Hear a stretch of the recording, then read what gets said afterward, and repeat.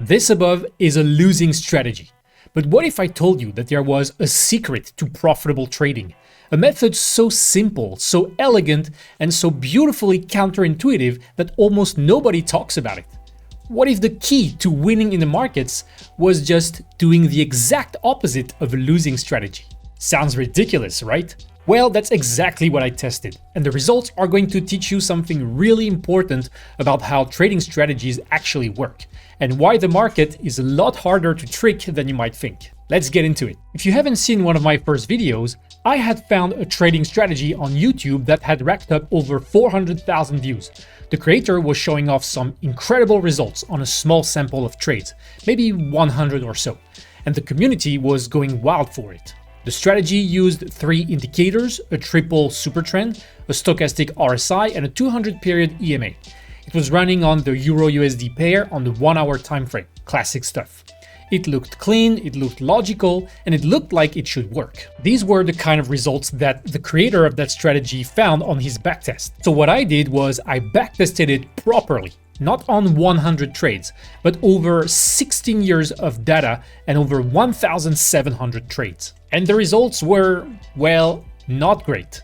A total return of minus 23% and a max drawdown of minus 36%. And above all, a negative expectancy of minus 0.03. In plain English, for every dollar you risked using this strategy over 16 years, you were expected to lose a bit every single time. So it's a slow bleed, basically, a certified loser. Now, I posted about this on Reddit and the response was awesome. Hundreds of people interacted and engaged with my post, but one comment in particular got the most upvotes. Backtest the inverse. In other words, if it's that consistently bad, why not just do the opposite? And that brought me to George Costanza. Okay, so if you've ever watched Seinfeld, and if you haven't, well, first of all, go fix that.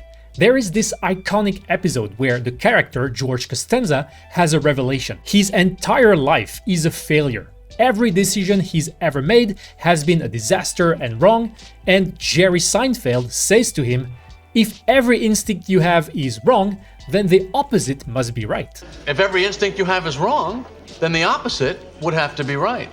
And George, in a moment of pure genius, decides to do the exact opposite of everything he would normally do.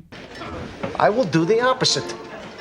I used to sit here and do nothing and regret it for the rest of the day. So now I will do the opposite and I will do something. He orders the opposite food, he approaches women in the opposite way, he tells the truth instead of lying, and for one glorious episode, George Costanza's life is amazing. So naturally, I wanted to be George Costanza and apply this to trading. And look, on the surface, the logic is actually pretty compelling.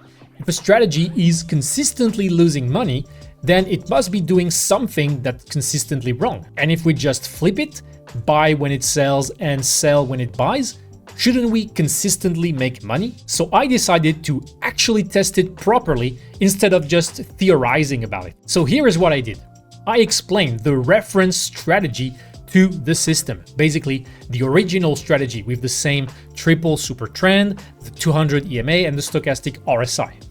I kept the same logic as the original one, but I told the system not to trade this reference strategy, but instead to monitor it in real time and counter trade it. So basically, by doing this, I flipped every signal. When the original strategy opens a buy trade, then the counter trading strategy would open a sell trade. And when the original strategy closes a trade, then the mirror strategy would close it as well. I also kept every single parameter the same. Here I said for each trade, you use the same position size as the reference strategy would for that specific trade.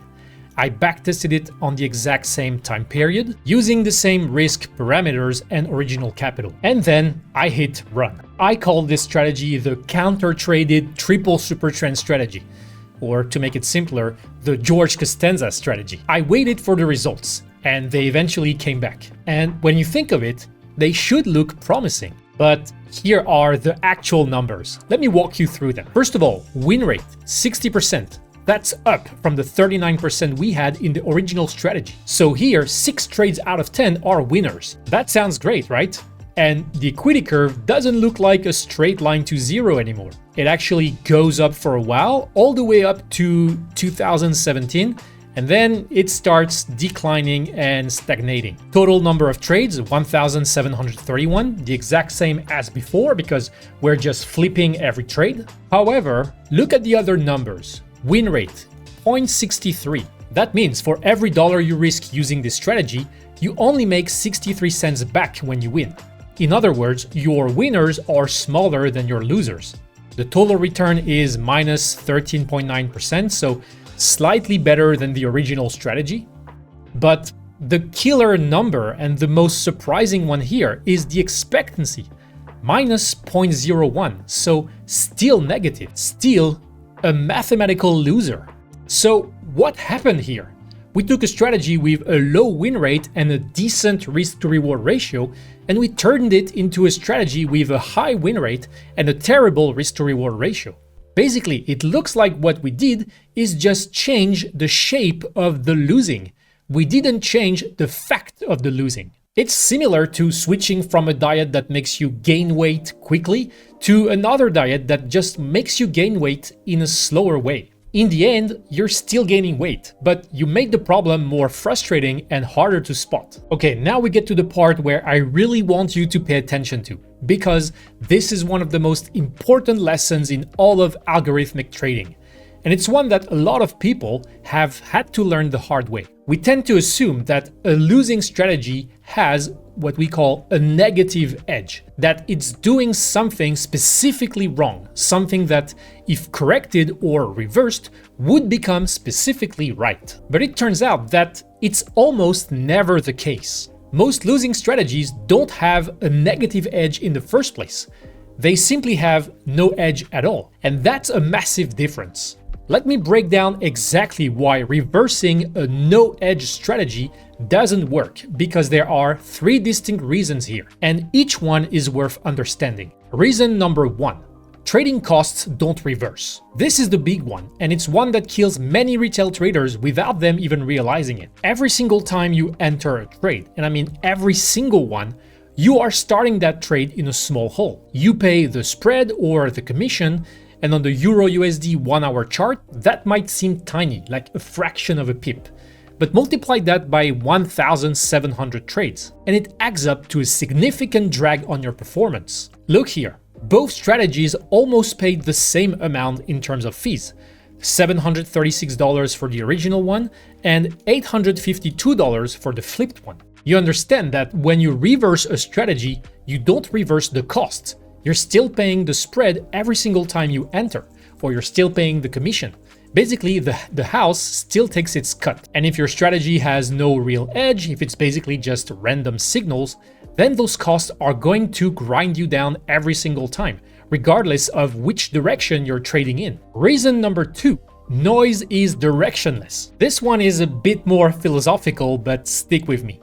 The indicators in this strategy, the triple supertrend, the stochastic RSI, and the 200 EMA, they're all designed to identify trends and momentum. In theory, they should be picking up on real patterns in the market, real inefficiencies that a trader can exploit.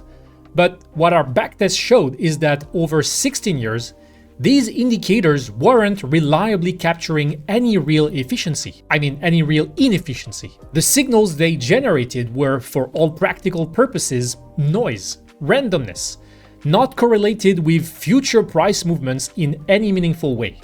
And here's the thing about noise. It doesn't have a direction. If I flip a coin and it comes up heads, and I suddenly decide to reverse my bet and call tails, I haven't suddenly gained an edge. I'm still flipping a coin. So reversing a noisy signal just gives you another noisy signal. The only way to actually beat the market is to find a signal that isn't noise. In other words, a signal that genuinely predicts something about future price movements. And boy, is that hard. That's really, really hard.